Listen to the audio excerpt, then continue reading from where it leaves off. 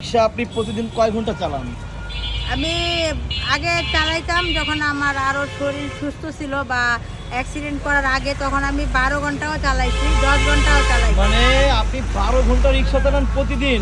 হ্যাঁ, এখন আমার মনে করেন জমা দিয়ে আগে যদি 500-600 টাকা থাকতো, এখন জমা দিয়ে 350-400 টাকা উঠাইতে আমার খুব কষ্ট হয়ে যায়। ওটা দিয়ে আমি আন্টি আপনি যে ঢাকার রাস্তায় রিক্সা চালান, আপনি মহিলা মানুষ, হ্যাঁ, মানে আপনার হয় না, সমস্যা হয় না রিক্সা চালাইতে?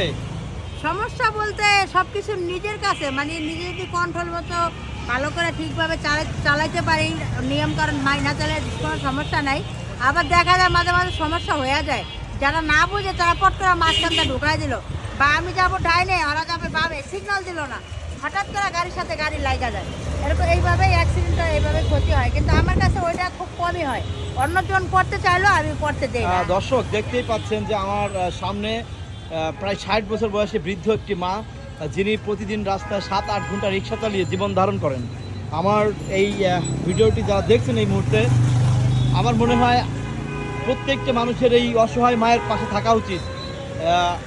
আমি যখন কথা বলছি, এই বয়সে এসেও যেন সে রিক্সা কেন চালাচ্ছে। আপনার কে আছে ফ্যামিলিতে? আমার ফ্যামিলিতে আমি আর আমার 14 বছরের একটা ছেলে। আমার বাবা মা স্বামী কেউ নাই। বাবা মা মারা গেছে 16 বছর, আর স্বামী ফালায় চলে গেছে 14 বছর।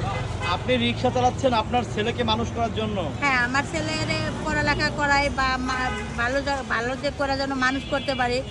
আর আমার একটাই ইচ্ছা যে আমার ছেলে যেন বড় হয়ে আমার ছেলে আমার কাছ থেকে কিছু পায় নাই, বা ওর বাবার কাছ থেকেও কিছু পায় নাই। এই জন্য আমাদের আঙ্কেল কি করে? আপনার আঙ্কেল কি করে এখন আমি বর্তমান বলতে পারি না। আমার কাছে 14 বছর ধরে নাই। আর মানে আমাদের 14 সাথে বছর ধরে আপনার সাথে? হ্যাঁ হ্যাঁ, মানে নাই। আমাদের আঙ্কেল থাকে নাই তো? না, মানে তারপর থেকে আপনি কি রিক্সা চালাচ্ছেন নাকি বিভিন্ন না, কাজে যুক্ত আমি আছেন? তারপরে থেকে আমি অনেক ধরনের কাজ করছি, যেরকম কারখানা, ফ্যাক্টরি, বাসা, সাইডে অনেক কাজ করছি। তো তখন আমি দেখলাম যে আমার ছেলের দিকটা আমার অনেক কষ্ট হয়, আমার ছেলের সমস্যা হয়, আমার ছেলে খাইতে পারে না। মানুষের কাছে টাকা দিয়ে রাখার পরেও আমার সন্তান খাবার পায় না। আমার সন্তান কই যায় তারা খোঁজ রাখে না। আমি বাসায় ফেরার পরে আমার ছেলেকে খুঁজতে হয়। আবার মাইকিং করে করে আমি চারবার ওকে বাইর করছি।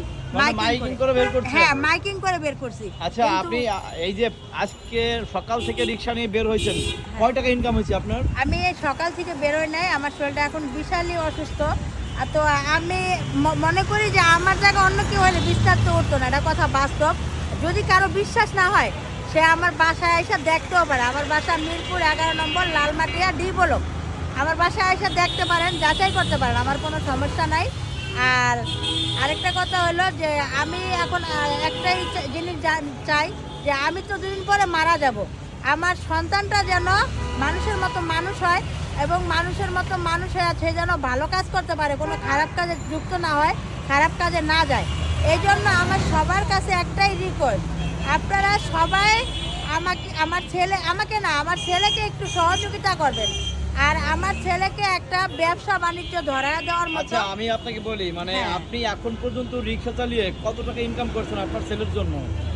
আমার ছেলের জন্য আমি এখন তো 1 টাকাও জোগাইতে পারি না। 1 টাকা জোগাইতে পারেন না? না। দর্শক, আমার ভিডিওটি যারা দেখছেন, এই অসহায় মায়ের পাশে যদি কেউ দাঁড়াতে চান, তারা অবশ্যই দাঁড়াতে চান। আপনার মানে যদি কেউ সাহায্য সহযোগিতা করে, আপনাকে কিভাবে পাবে মানুষ? আমার মোবাইলে মনে করেন বিকাশ খোলা আছে। আচ্ছা, আপনার দর্শক, আমি মোবাইল নাম্বারটি বা বিকাশ নাম্বার না, পার্সোনাল নাম্বার আপনার, হ্যাঁ তো হ্যাঁ, বিকাশ নাম্বারটি ফোন নাম্বারে ভিডিওতে দিয়ে দিব। আপনার নাম কি? আমার নাম বেবি। আচ্ছা বেবি। তো খালা, আপনি যে এই রিক্সা চালান, আপনার যখন রাস্তায় বের হন, ছিনতাইকারীরা আপনার কিছু বলে, টাকা পয়সা নিয়ে যায় নাকি আবার? না, ছিনতাইকারীরা টাকা পয়সা নেওয়া যায় না, নেওয়া যেতে পারে না, কারণ আমি ওরকম রাতপর্যন্ত গাড়ি চালাই না, আমি 8টার পরে আর বাইরে থাকি না। কারণ আপনি শোনেন, আপনার এই রিক্সা কত টাকা হলে আপনি রিক্সা চালানো বাদ দিবেন? আপনি তো অনেক বয়স, আপনার যে কোনো সময় আপনার একটা কিছু হয়ে যেতে পারে। হ্যাঁ। কত টাকা হলে আপনি এই রিক্সা চালানো বাদ দিবেন? আমি টাকা পয়সা চাই না বাবা, আমি চাই যে আমাকে যদি কেউ একটা নিজস্ব অটো করে দেয়, একটা রিক্সা বানায় দেয়, কেউ হ্যাঁ, কিনে দেয়। হ্যাঁ বানায় দেয়, তাহলে আমার এই যে 400 টাকা মালিককে জমা দিতে হবে না, মানে কালকে আমার কর দেওয়া চলতে হবে না। আমি নিজের স্বাধীনতায় নিজে চলবো, যে টাকায় ইনকাম করব তখন হয়তো আমি আলাদাভাবে কিছু রাখতে পারবো বা আমি সুন্দরভাবে চলতে পারবো। ঠিক আছে? দর্শক, দেশ এবং প্রবাস থেকে যারা আমার এই ভিডিওটি দেখছেন, এই অসহায় মায়ের পাশে যদি একটু দাঁড়ান, আপনার একটু সহানুভূতি, এই মায়ের একটু সহযোগিতা এই মায়ের জীবন চলার পথ দেখতে পারে।